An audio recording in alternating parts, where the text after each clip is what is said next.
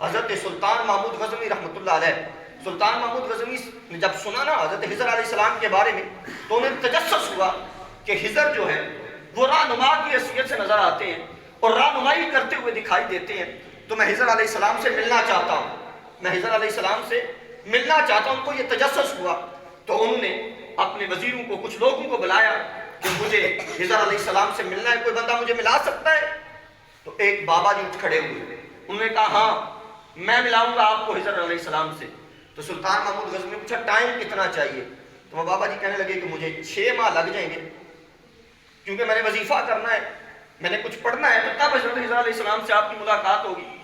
تو سلطان محمود غزنوی نے کہا ٹھیک ہے صحیح ہے، 6 ماہ کا ٹائم آپ کے پاس، آپ کو کیا چیز چاہیے؟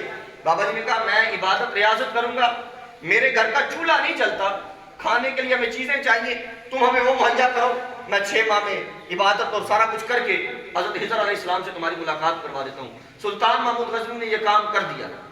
سلطان محمود غزنوی نے جب یہ کام کیا، 6 ماہ کا عرصہ گزرنے کے بعد وہ بابا جی دوبارہ آ گئے اور آ کے کہنے لگے کہ جناب ابھی وظیفہ مکمل نہیں ہوا، 6 ماہ مجھے اور لگ جائیں گے، تو آپ مجھے اور مال دیں تاکہ میں اپنے گھر کا چولہا جلا سکوں، پھر آپ کی خضر علیہ السلام سے ملاقات کروا سکتا ہوں۔ دم عارف نسیم صبح و دم ہے، اسی سے ریشائے مانی میں نم ہے، اگر کوئی شعیب آئے میسر شبانی سے کلیمی 2 قدم ہے۔ حضرت شعیب علیہ السلام حضرت موسیٰ علیہ السلام کو ملے تھے تو شبانی سے کلیمی 2 قدم، وہ موسیٰ علیہ السلام جو بکریاں چرانے کے لیے گئے تھے، اللہ رب العالمین سے کوئی دور پہ جا کے ہم کلام ہوئے تھے۔ حضرات محترم، اس نے 6 ماہ کا اور ٹائم لے لیا۔ 6 ماہ کا ٹائم لینے کے بعد وہ بزرگ چلے گئے، 1 سال کا عرصہ بیت گیا۔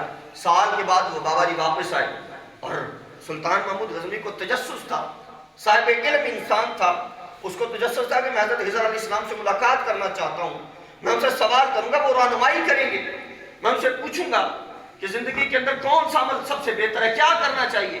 یہ تجسس تھا، یہ ساری چیزیں تھیں۔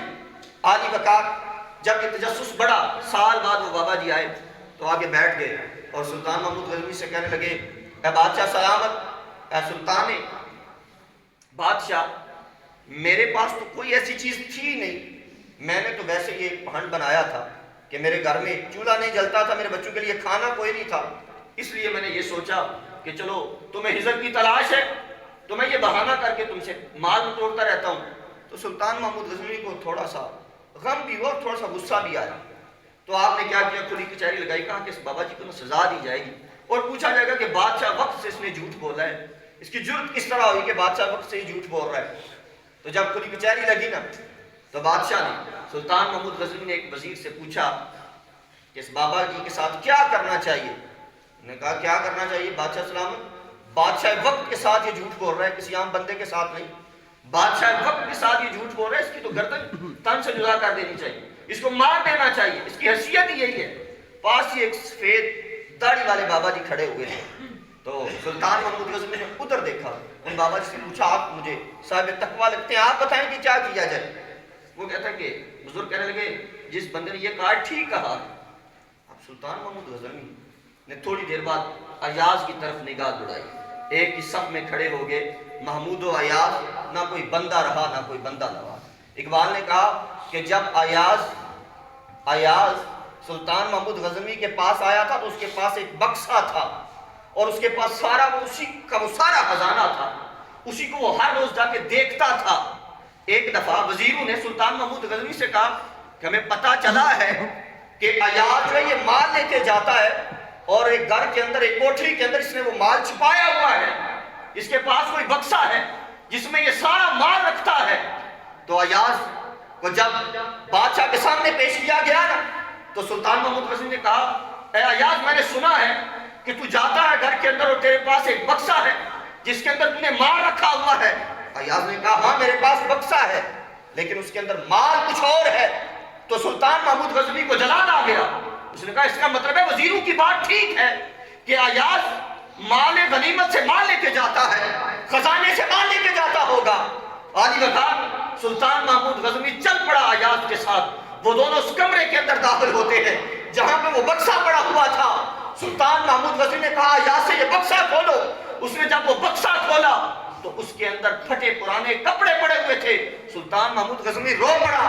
اس نے کہا ایاز یہ کیا ہے؟ تو ایاز نے کہا بادشاہ سلامت بات یہ ہے کہ میں بتانا یہ چاہتا ہوں اگرچہ میں بادشاہ کے ساتھ رہتا ہوں, اگرچہ میں بادشاہ کی رفاقت میں رہتا ہوں, لیکن اپنی اوقات کو یاد رکھنا چاہتا ہوں. میں ایک سید غلام ہوں, میں غلام تھا, میں غلامی کی زندگی بسر کر رہا تھا.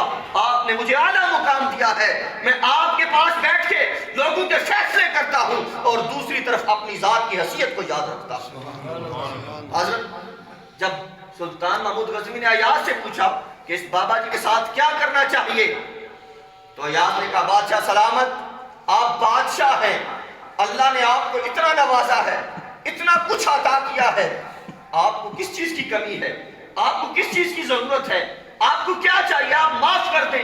آپ معاف کریں گے تو بادشاہ کہلائیں گے نا. آپ کا معاف کرنا آپ پہ پھبتا ہے, آپ پہ جچتا ہے, آپ معاف کریں.